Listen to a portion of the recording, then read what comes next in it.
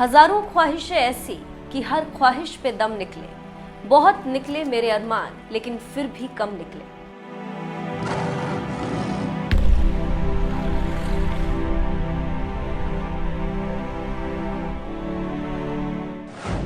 ये चंद लाइनें अफगानिस्तान के हालातों पर सटीक बैठते हैं। इस समय अफगानिस्तान में क्या हालात हैं, आपको बताने की शायद जरूरत नहीं।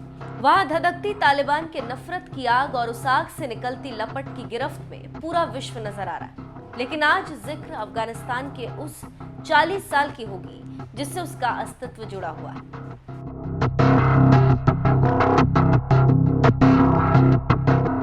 दीवार पर लिखी इबारत साफ दिख रही। अफगानिस्तान को न सिर्फ दुनिया की उन बड़ी ताकतों ने उसके हाल पर छोड़ दिया जिन्होंने फिर से ऐसा न करने का वादा किया था, बल्कि अफगानिस्तान की राष्ट्रीय सेना ने भी बिना कोई लड़ाई किए ही अपने हथियार डाल दिए। अफगान सूबों के नेताओं ने समय से कदम ताल मिलाते हुए अपनी अपनी हिफाजत के लिए तालिबान से हाथ मिला लिया। या तो उन्हें रिश्वत देकर राजी कर लिया गया या फिर दबाव डालकर हथियार डालने को मजबूर किया गया। इसके बाद इन नेताओं ने अपने शहरों और किलों के दरवाजे पाकिस्तान के समर्थन वाले हथियार बंद संगठन तालिबान के लिए खोल दिए। अब देश की राजधानी काबुल पर भी तालिबान का कब्जा हो गया।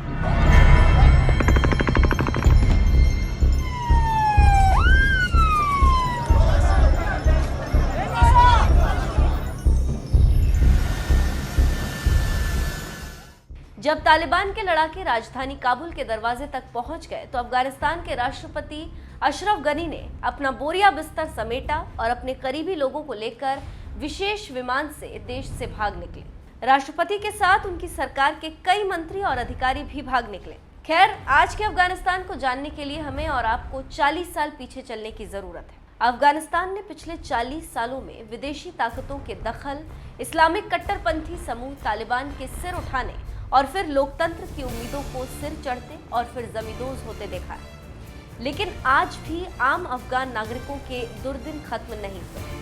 देश में एक बार फिर अराजकता, गृहयुद्ध और इस्लामिक कट्टरपंथियों के हावी होने का खतरा मंडरा रहा है। लेकिन आपको सोवियत संघ के अफगानिस्तान पर कब्जे से लेकर तालिबान की सत्ता में वापसी का पूरा घटनाक्रम सिलसिलेवार तरीके से बताते हैं। इसके लिए हमें अफगानिस्तान के इतिहास में दर्ज सन 1979 के पन्नों को पलटना होगा। 1979 से 1989 सोवियत संघ का हमला। तत्कालीन सोवियत संघ ने अफगानिस्तान में कम्युनिस्ट समर्थक सरकार की स्थापना के लिए दिसंबर 1979 में अफगानिस्तान पर हमला बोल दिया।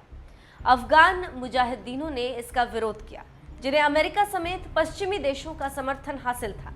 ये मुजाहिदीन सोवियत सेना के खिलाफ 10 साल तक लड़े। फरवरी 1989 में सोवियत संघ को सेना वापस बुलानी पड़ी। 1992 से 96 गृह युद्ध में 1 लाख की मौत। अफगानिस्तान में गृह युद्ध की शुरुआत में ही 2 साल में 1 लाख से ज्यादा लोग मारे गए। तालिबान मूवमेंट की शुरुआत हुई, जिसे पाकिस्तान का भरपूर समर्थन मिला। 1996 से 2001 तालिबान शासन। कट्टरपंथी इस्लामिक शासन वाला तालिबान मुल्ला अहमद उमर की अगुवाई में सत्ता में आया। मुल्ला उमर अलकायदा का करीबी था। उसने अलकायदा सरगना उसामा बिन लादेन को पनाह दी। लड़कियों और महिलाओं की शिक्षा और कहीं भी काम करने पर पाबंदी लगा दी गई। वे बिना पुरुषों के घरों से बाहर नहीं निकल सकती थी और उन्हें पूरा चेहरा ढक कर रखना होता था। 2001 पश्चिमी देशों का आक्रमण। अमेरिका में 11 सितंबर 2001 को अलकायदा के भयंकर आतंकी हमले के बाद पश्चिमी देशों की सेनाओं ने तालिबान के खिलाफ हमला बोल दिया। तालिबान के भागने के बाद हामिद करजई अफगानिस्तान के राष्ट्रपति बनाए गए। तालिबान के खिलाफ अमेरिका समेत पश्चिमी देशों के 1,30,000 से ज्यादा सैनिक तैनात किए गए। 2004 से 2014 करजई का शासन। अफगानिस्तान में हुए पहले राष्ट्रपति चुनाव में हामिद करजई की जीत हुई। करजई 2009 में भी दोबारा राष्ट्रपति चुनाव जीते। हालांकि धांधली, कम वोटिंग और तालिबान की हिंसा को लेकर चुनाव की निष्पक्षता और पारदर्शिता पर सवाल उठते रहे। 2014 से 2016 अमेरिकी सैनिकों की वापसी शुरू।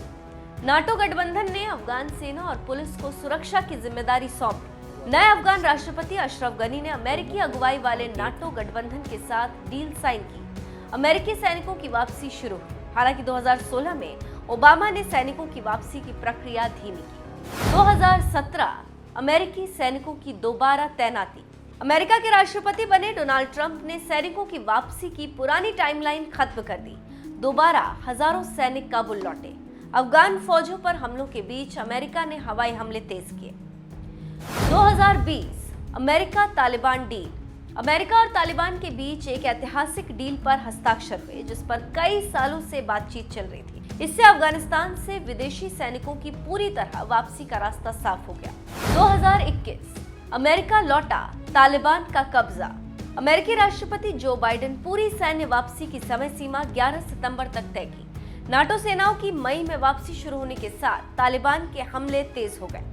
तालिबान ने अगस्त में ही तेजी से शहरों पर कब्जा करना शुरू कर दिया। 10 दिनों में उसने पूरे देश के बड़े शहरों पर नियंत्रण कर लिया। तालिबान ने 15 अगस्त को काबुल में प्रवेश किया। कई मासूमों और सैनिकों की जान। आपको बता दें कि जब अफगानिस्तान में युद्ध हुए, बड़ी संख्या में सैनिकों को अपनी जान गंवानी पड़ी। एक अनुमान के मुताबिक अफगानिस्तान में पिछले 2 दशकों में 14,05,111 से 20,84,468 नागरिकों की मौत हुई। दूसरी ओर स्टैटिस्टा रिसर्च की तरफ से यहाँ हुए युद्ध में मारे गए सैनिकों की संख्या के बारे में बताया गया है। ये आंकड़े साल 1939 से लेकर 2021 तक के हैं। इन आंकड़ों के मुताबिक 2001 से 2021 तक अमेरिका के ऑपरेशन एंड्यूरिंग फ्रीडम में 2,348 अमेरिकी सैनिकों की जान गई। इसी तरह से 2001 से 2021 इसी ऑपरेशन में नोटो के 1,147 सैनिक मारे गए। 1979 से 1989 तक सोवियत अफगान वॉर में 14,453 सैनिकों की मौत आंकड़ों में दर्ज हुई। 1919 में तीसरे अफगान एंग्लो वॉर में 236 सैनिक मारे गए। 1879 से 1880 में दूसरे एंग्लो अफगान वॉर में 9,850 सैनिकों की जान गई थी। 1839 से 1842 तक पहले एंग्लो अफगान वॉर में 4,700 सैनिक मारे गए थे। जिस समय सोवियत संघ की सेनाएं अफगानिस्तान में दाखिल हुई थी, वो कोल्ड वॉर का समय था। उस समय आतंकियों के संगठनों को मुजाहिदीन कहा गया और अमेरिका की तरफ से उन्हें बड़ा समर्थन हासिल था। 14,453 सैनिकों की मौत, 53,753 सैनिकों के घायल होने के बाद सोवियत संघ ने हार मानी थी और साल 1989 में इस देश को छोड़ा।